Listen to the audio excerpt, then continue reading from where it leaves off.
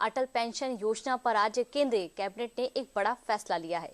Cabinet ने अटल pension योजना को 2030 तक जारी रखने की मंजूरी दी है। इस अहम फैसले की पूरी जानकारी के लिए देखिए ये रिपोर्ट।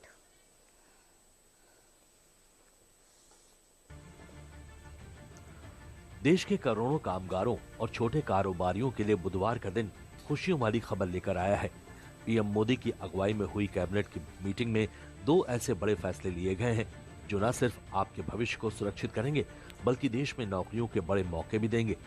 दरअसल कैबिनेट की बैठक में देश के करोड़ों असंगठित और कम आय वाले कामगारों के साथ एमएसएमईज के जरिए देश में रोजगार के मौके बढ़ाने की दिशा में बड़ा निर्णय लिया गया है। आइए केंद्रीय कैबिनेट के इन अहम फैसलों और उससे होने वाले फायदों के बारे में भी जान लेते हैं। दो प्रस्तावों को मंजूरी जो आपके लिए है जरूरी। एक तरफ कैबिनेट ने अटल पेंशन योजना एपीवाई को 2030 से 31 तक जारी रखने की मंजूरी दे दी है। इस फैसले से उन कामगारों को सीधा फायदा मिलेगा जिनके पास रिटायरमेंट के बाद नियमित आय का कोई साधन नहीं होता। सरकार के इस कदम को बुढ़ापे की आर्थिक सुरक्षा को मजबूत करने की दिशा में बड़ा कदम माना जा रहा है। वहीं दूसरी ओर भारतीय लघु उद्योग विकास बैंक सिडबी को 5,000 करोड़ रुपए की इक्विटी सहायता की मंजूरी दी गई है। ये राशि वित्तीय सेवा विभाग डीएफएस द्वारा 3 चरणों में प्रदान की जाएगी। वित्त वर्ष 2025-26 में 3,000 करोड़ रुपए तथा वित्त वर्ष 2026-27 और 2027-28 में 1,000 करोड़ रुपए।